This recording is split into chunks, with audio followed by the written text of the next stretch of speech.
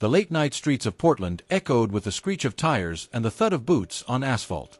Flashing blue and red lights illuminated the scene, casting an eerie glow on a confrontation already spiraling out of control. Officer Jason Monroe, a young cop known for his volatile temper, had a veteran pinned against the hood of his cruiser. His hands trembled, not from fear, but from the sheer force of adrenaline coursing through his veins. The man he was holding down wasn't just anyone. James Walker, a retired black Marine with a service record that rivaled legends, had survived 2 tours in Afghanistan and countless brushes with death. But tonight, on a quiet suburban street just blocks from his home, he found himself fighting for his dignity and his life. "Stop resisting," Monroe barked, his voice cracking as he shoved James harder against the cold metal. "I'm not resisting," James gasped, his voice steady despite the mounting pressure. His words were clear, deliberate, as if every syllable carried years of discipline and restraint. "Just let me explain." But Monroe wasn't listening. The situation had spiraled far beyond logic. A crowd of neighbors had begun to gather, their phones raised to capture the chaos.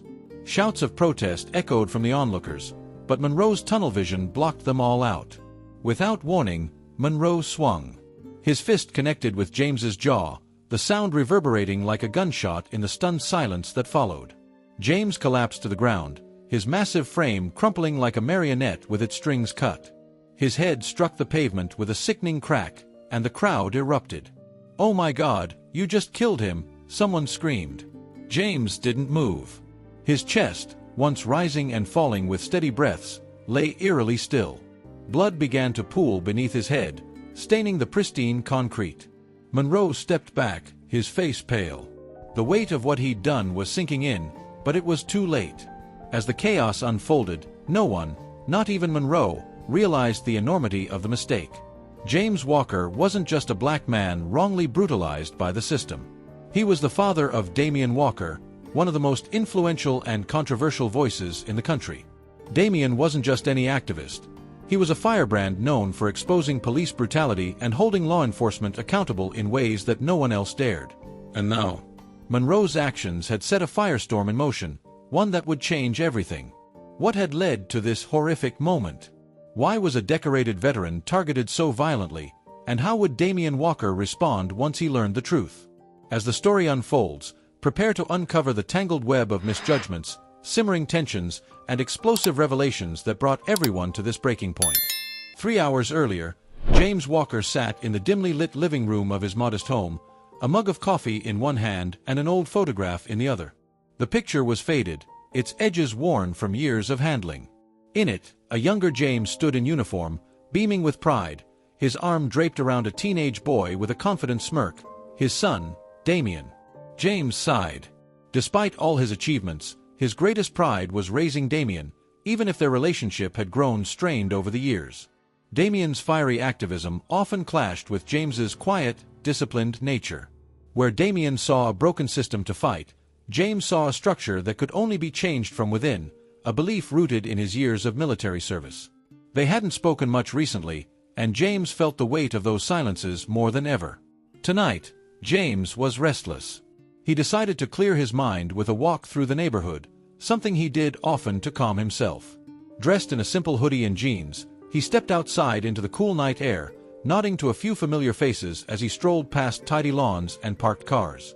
Halfway through his walk, he spotted something unusual: a young woman, no older than 19, standing near a parked car with its hazard lights flashing. She looked panicked, pacing back and forth as she spoke into her phone. "Excuse me, miss," James called out gently as he approached. "Everything okay?" She jumped at first, startled by his sudden appearance, but quickly relaxed when she saw his kind expression. "My car broke down," she said, gesturing helplessly at the smoking hood. "I was calling for a tow, but it's taking forever." James offered a reassuring smile. "Mind if I take a look? I've fixed a few engines in my time." The girl hesitated but nodded, stepping aside as James rolled up his sleeves. True to his word, James began inspecting the engine with practiced ease, pointing out the problem within minutes. "It's your alternator," he explained. "Nothing you can drive on, but it's a quick fix once the tow truck gets here." "Thank you," the girl said, her voice full of gratitude. "You didn't have to stop." James waved her thanks away. "Just paying it forward. You'll be fine." As James turned to leave, a police cruiser pulled up behind him, its lights flashing. Officer Jason Monroe stepped out, his hand already resting on the grip of his service weapon. He was young, barely 30, with a face that could have been boyish if not for the hard edge in his eyes. "What's going on here?" Monroe demanded, his gaze shifting suspiciously between James and the young woman. James raised his hands in a gesture of calm. "Just helping her with her car, officer. Nothing to worry about." The young woman nodded quickly. "He was just helping me. My car broke down." But Monroe's posture didn't relax. He'd had a long day, and the combination of fatigue and the adrenaline of night patrol clouded his judgment. He saw the hoodie, the broad shoulders, and the calm defiance in James's stance, and his mind leaped to conclusions. "Step away from the vehicle," Monroe ordered. James frowned, sensing the tension in the air. "Look, officer, there's no need for this. I'm just trying to—" "I said step away." Monroe's voice rose, his hand tightening on his weapon. The young woman started to interject, but Monroe silenced her with a sharp glance. Reluctantly, James stepped back, his hand still raised. "Fine. I'm stepping away. No need to escalate." But in Monroe's mind, the situation was already out of control. Every move James made seemed like a challenge, a refusal to submit. As the seconds ticked by, the encounter grew more heated, with Monroe barking orders and James trying to explain himself, his patience wearing thin.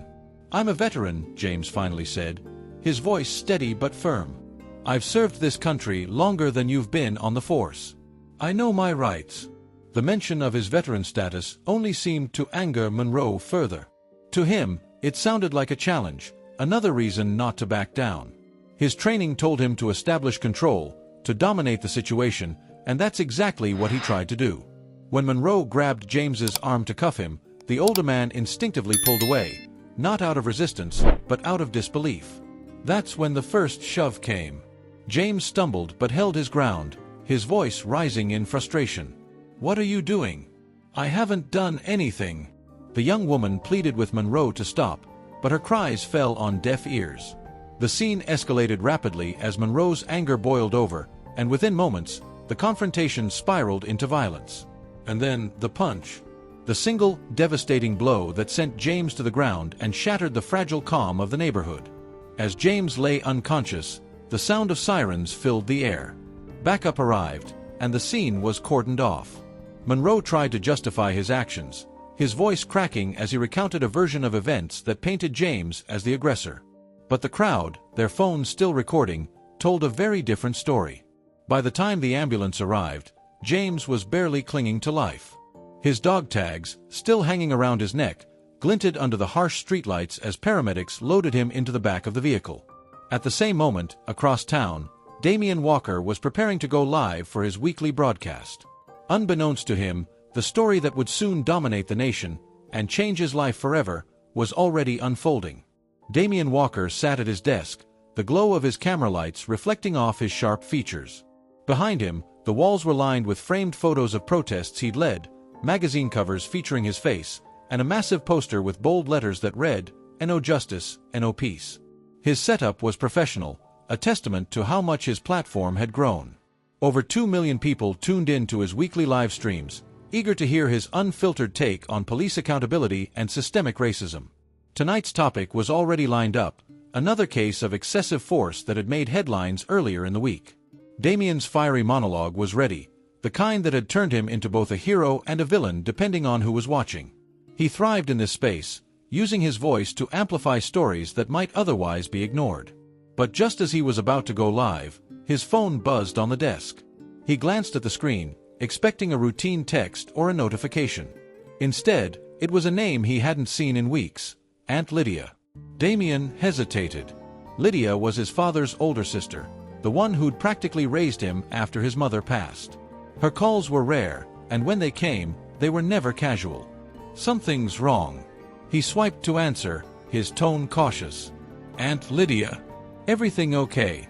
Her voice was shaky, barely holding back tears. "Damien, you need to sit down." His stomach dropped. "What happened?"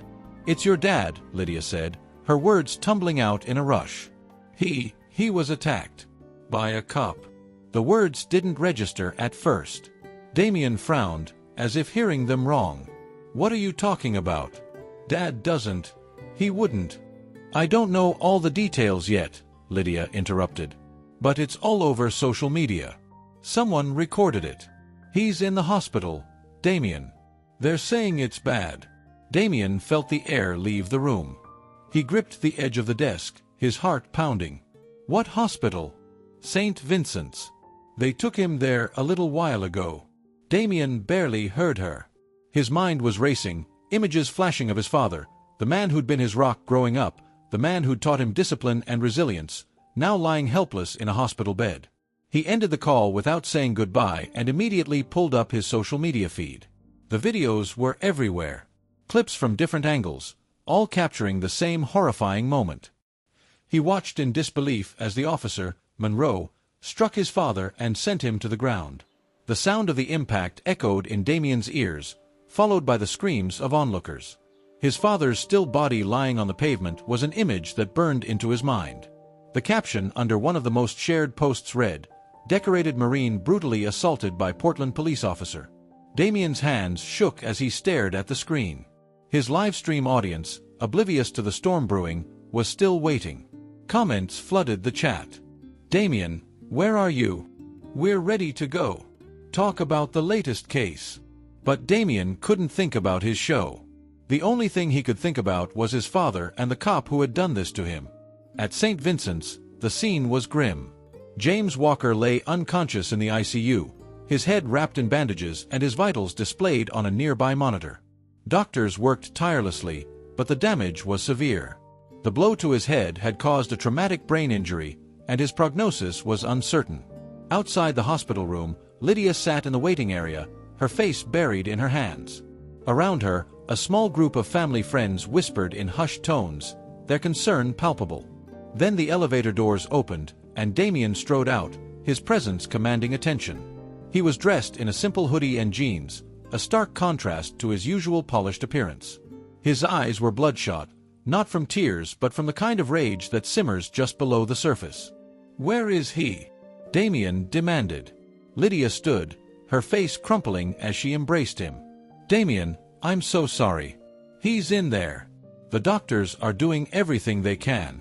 Damien pulled away gently, his expression hardening. "Who's the cop?" Lydia hesitated, unsure how to answer. But before she could speak, another voice cut through the room.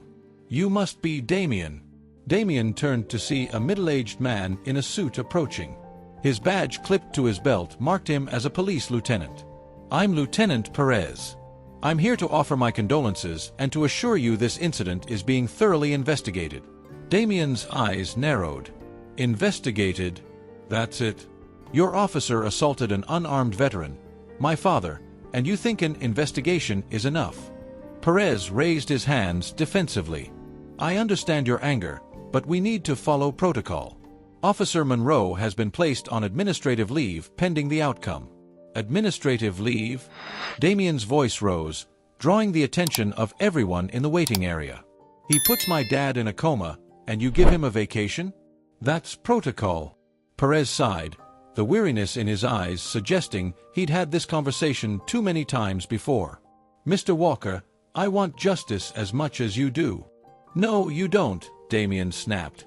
"Because if you did, your officer wouldn't be walking free right now." Before Perez could respond, Damien stormed past him and into his father's room. The sight of James lying motionless, hooked up to machines, broke through the veneer of anger Damien had been holding onto. He sank into the chair beside the bed, his fists clenched, and whispered, "I'm so sorry, Dad. I won't let this go." Outside the hospital, the videos continued to spread like wildfire. Hashtags demanding justice for James Walker began trending nationwide. News outlets picked up the story, and the public outrage grew with every passing hour. Unbeknownst to Damien, Monroe was watching the coverage from his apartment, his face pale as he realized the full extent of what he'd done. He wasn't just dealing with another case of bad optics. He'd assaulted the father of a man who had the power to bring the entire system crashing down. By the following morning, Damien Walker's face was plastered across every news outlet.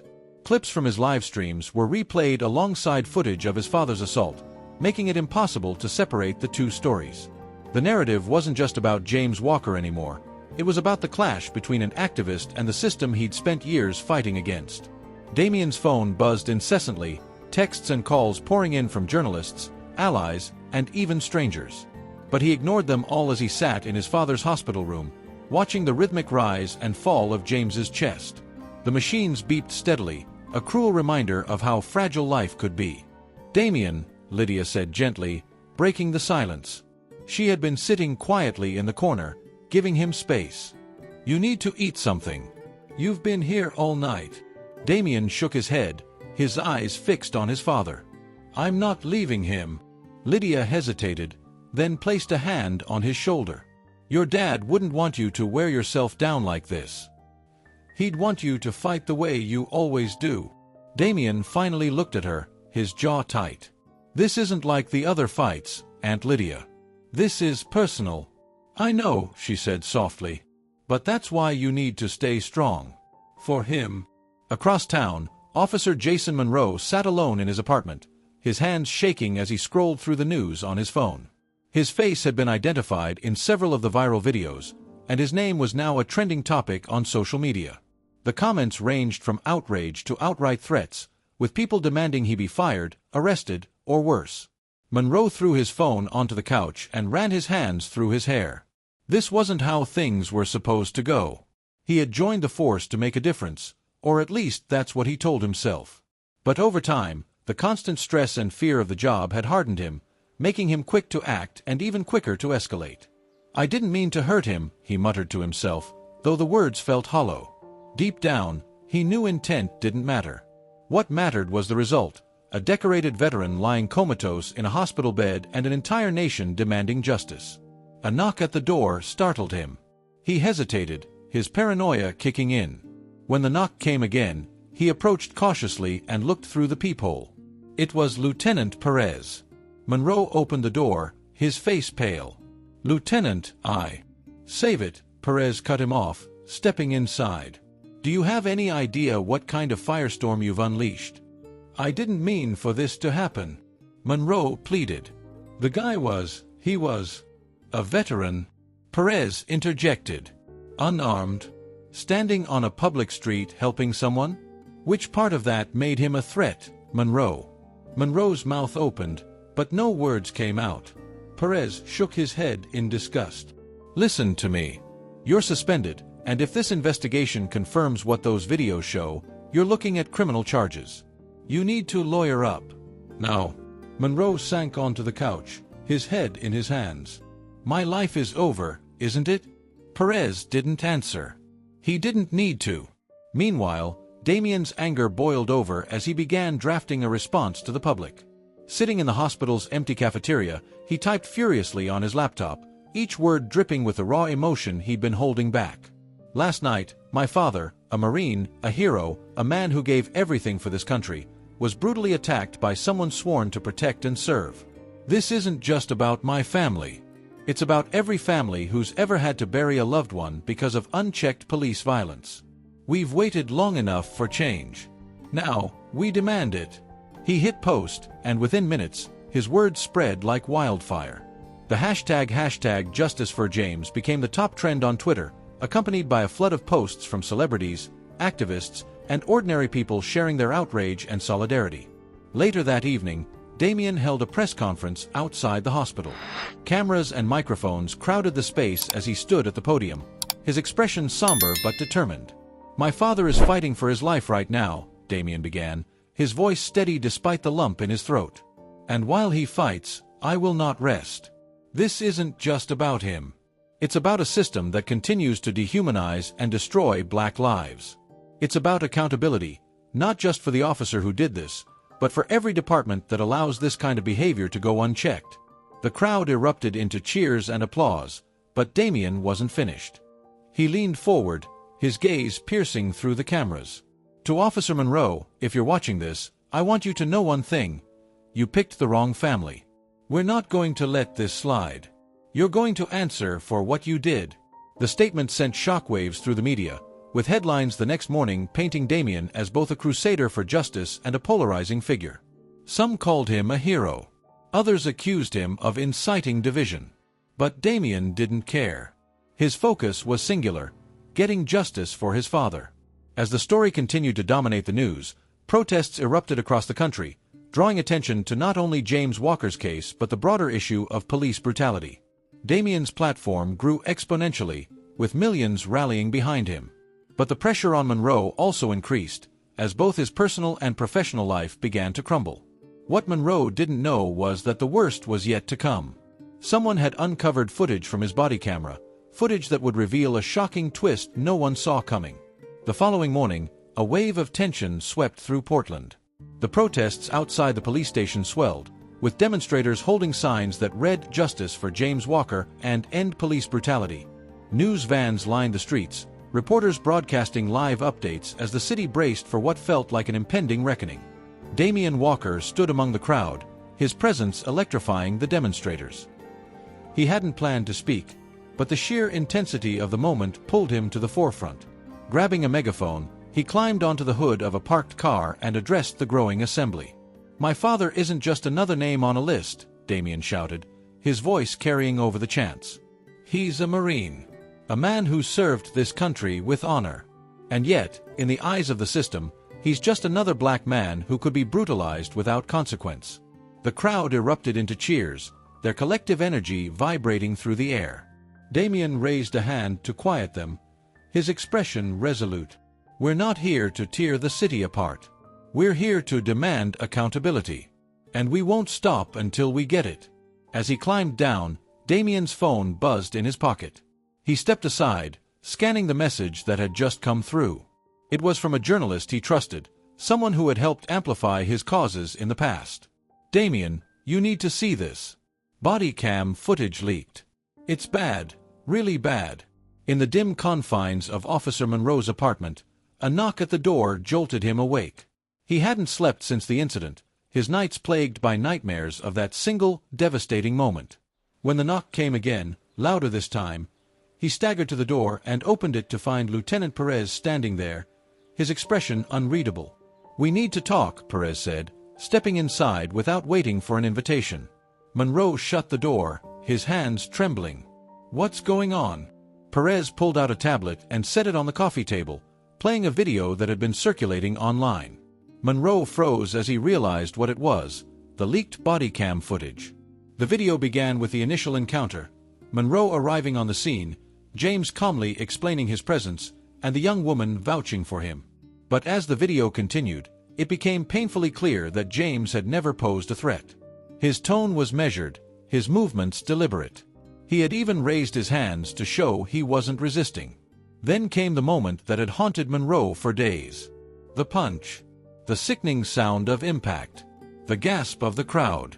Perez paused the video and looked at Monroe, his jaw tight. "This footage is all over the internet. The department's already issuing statements, but it won't be enough. You're done, Monroe."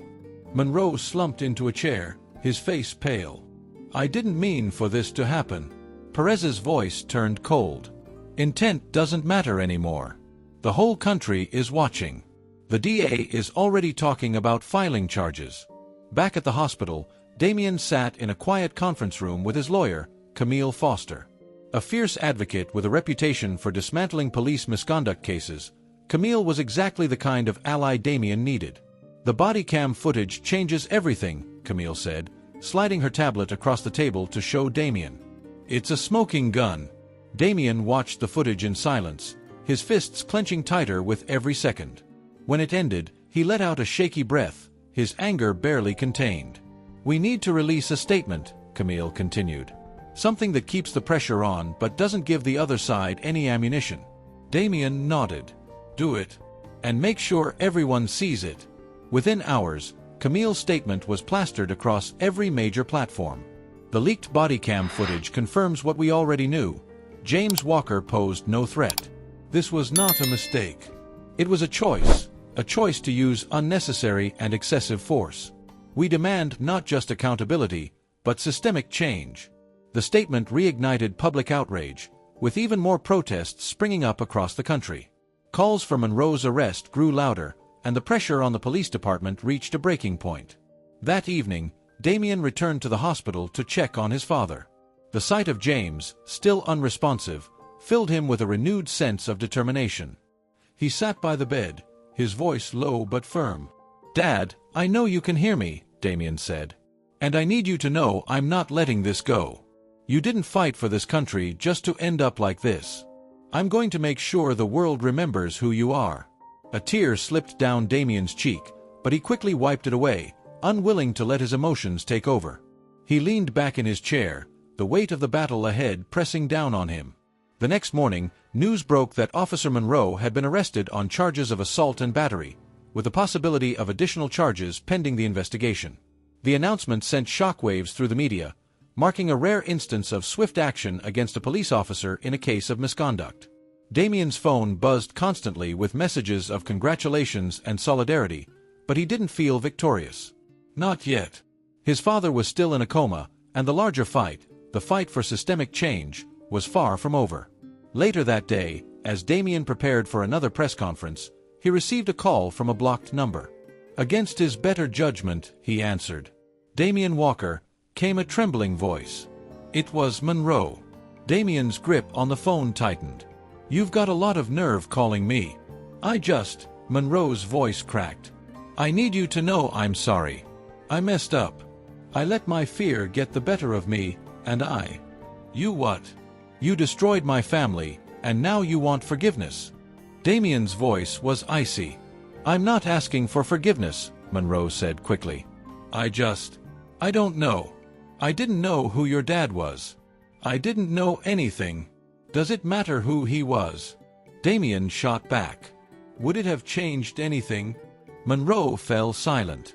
"That's what I thought," Damien said, his voice steady but filled with contempt. "You didn't care then, and I don't care now."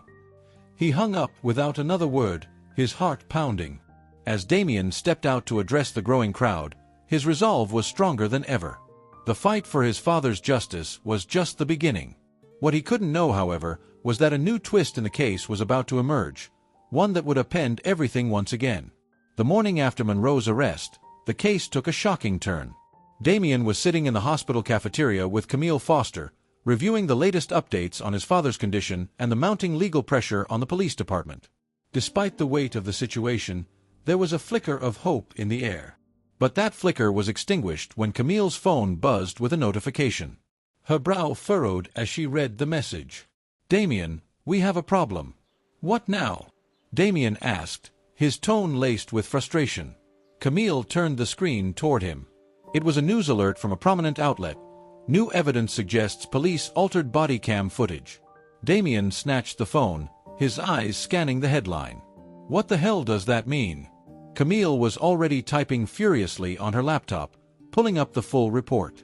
"It means someone in the department might have tampered with the footage before it was leaked." She read aloud as Damien leaned in, his stomach twisting. "The forensic analysis suggests key moments in the body cam footage may have been edited or omitted entirely. Investigators are now questioning whether the footage accurately reflects the incident." Damien's mind raced. If the footage was altered, what else were they hiding? And more importantly, how could this impact the case? "This changes everything," Camille muttered, scrolling through the article. "If they tampered with evidence, it's not just about Monroe anymore. This implicates the entire department." Across town, Lieutenant Perez sat in his office, staring at his computer screen with a sinking feeling. He had spent decades on the force, navigating the complexities of leadership in a system he had come to both love and loathe. But now, as evidence of tampering came to light, he realized just how deep the rot went. His phone buzzed, and he answered with a resigned sigh. "Perez, this is bigger than we thought," came the voice of the department's legal counsel. "If the evidence holds up, we're looking at a full-scale investigation, internal and federal. You need to brace yourself." Perez's jaw tightened. "Who's behind it?" "That's what we're trying to figure out," the lawyer replied. "But if this leaks before we get ahead of it, we're done." Back at the hospital, Damien paced the floor of his father's room, his thoughts spiraling. He glanced at James, still unresponsive, and felt a wave of helplessness wash over him. For the first time since the incident, doubt began to creep in. What if the tampered footage cast enough doubt to weaken their case? What if justice slipped through their fingers? Camille entered the room, her expression grim. We need to act fast.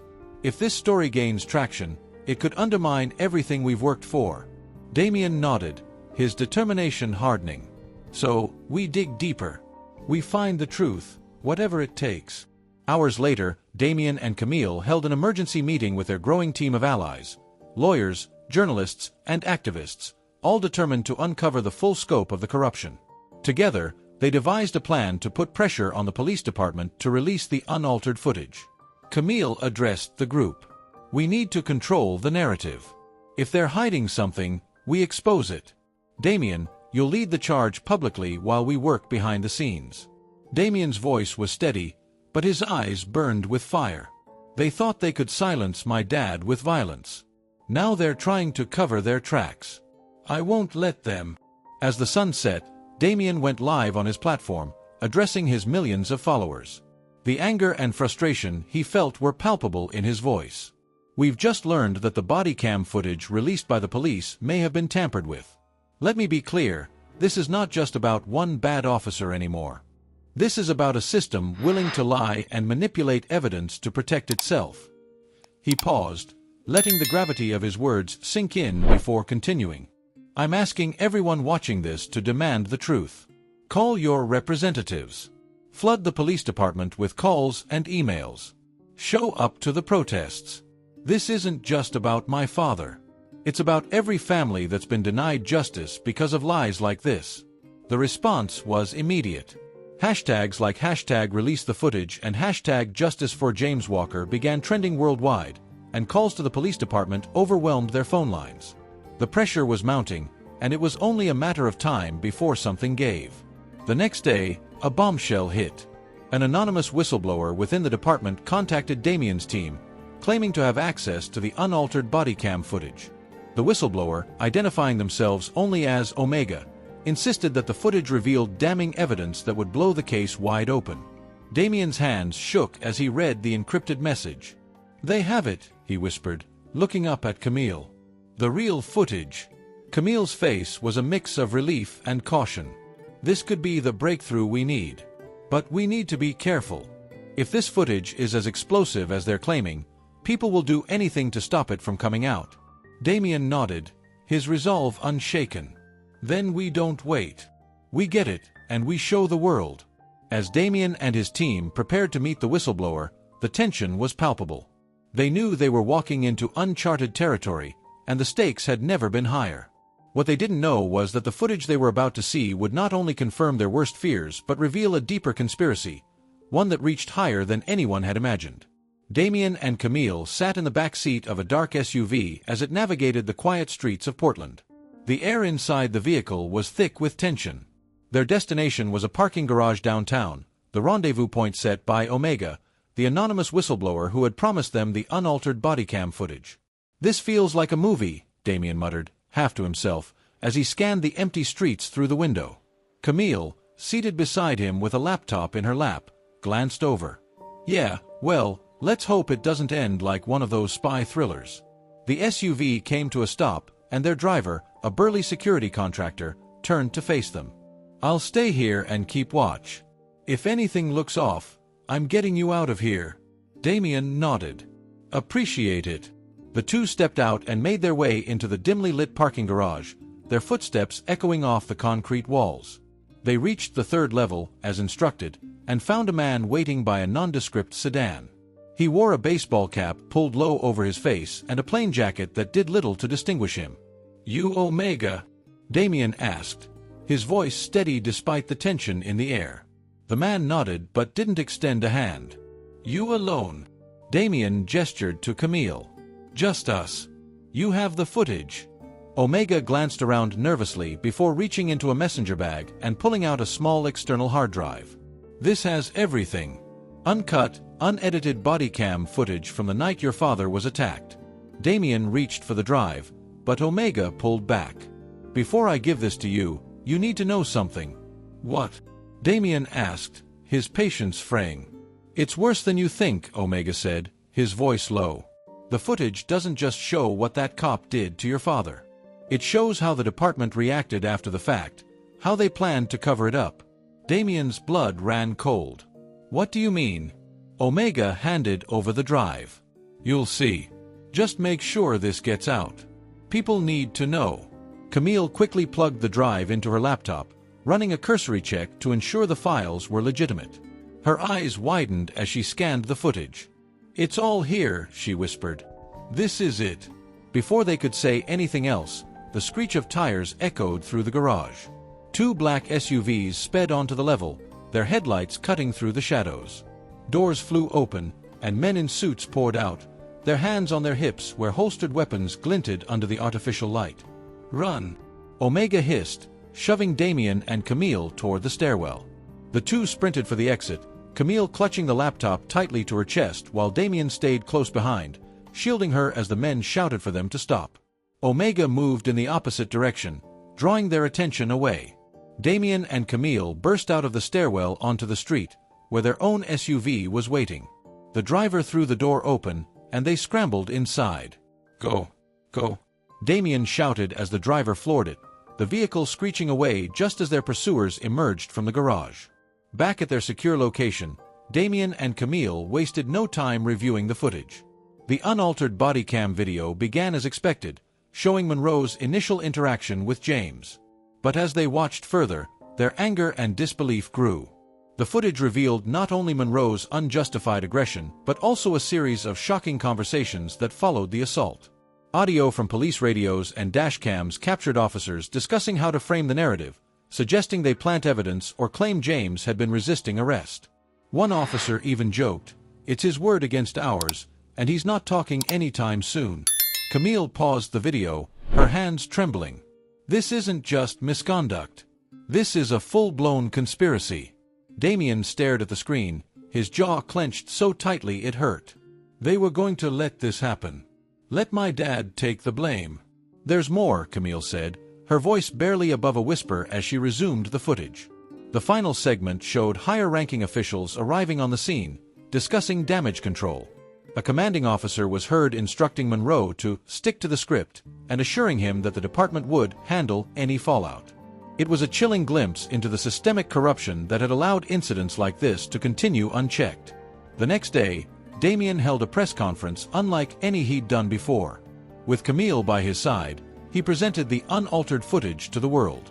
Journalists and activists packed the room, their expressions shifting from shock to outrage as the video played on the screens behind Damien. "This isn't just about my father," Damien said, his voice steady but filled with emotion. "This is about a system that doesn't just allow violence, it protects and enables it. This isn't one bad apple. This is a rot that goes all the way to the top." The press conference set off a media firestorm. Protests intensified across the country, with demands not only for justice for James Walker but for sweeping reforms in law enforcement. The leaked footage became the focal point of a national conversation about accountability and the abuse of power. As the public pressure mounted, the Portland Police Department scrambled to contain the fallout. Several high-ranking officials were placed on administrative leave, and Monroe faced additional charges for his role in the conspiracy. Federal investigators announced a probe into the department's practices, signaling the possibility of long-overdue reforms. But for Damien, the fight was far from over. As he sat by his father's hospital bed that evening, he held James's hand and whispered, "They think this is the end, but it's just the beginning. I'm not stopping until we get everything they've tried to take from us." And just as he finished speaking, James's fingers twitched. Damien's breath caught in his throat. He leaned forward, hope surging through him. "Dad, can you hear me?" James's eyes fluttered open, his gaze unfocused but alive.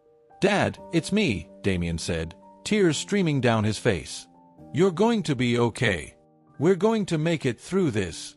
James's lips moved, his voice barely audible. "Proud of you." Damien's heart swelled with emotion. For the first time in weeks, he allowed himself to feel a sliver of hope. His father was alive, and their fight was far from over. The weeks that followed were a whirlwind of change and reckoning. The footage Damien and Camille had released ignited a firestorm that could not be extinguished. Protests grew in size and frequency, turning into a nationwide movement that demanded not just accountability for James Walker's case but sweeping reforms in law enforcement. James Walker's recovery was slow, but it was steady. The doctors were cautious with their optimism, but Damien saw the determination in his father's eyes every time they spoke. James couldn't yet walk or speak clearly, but his presence alone became a symbol of resilience. He was living proof of the fight that so many were waging. "You're stronger than all of this, Dad," Damien said one afternoon, sitting beside James's bed. "And I'm going to make sure the world knows it." James smiled faintly, his hand tightening around Damien's. It was enough, more than enough, to fuel Damien's resolve. Meanwhile, Officer Monroe's life continued to unravel. Following his arrest, he became the face of everything wrong with the system.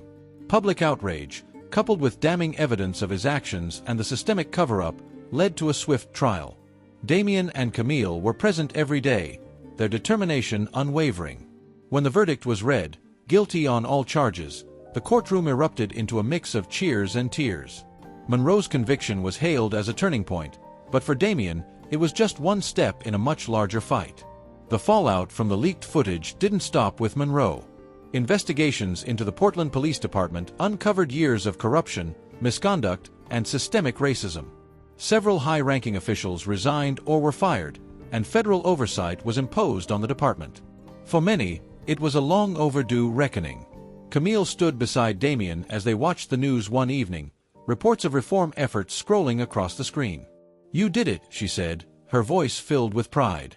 "You forced them to change." Damien shook his head. "We did it. But this is just the beginning. There are still so many James Walkers out there who don't get justice.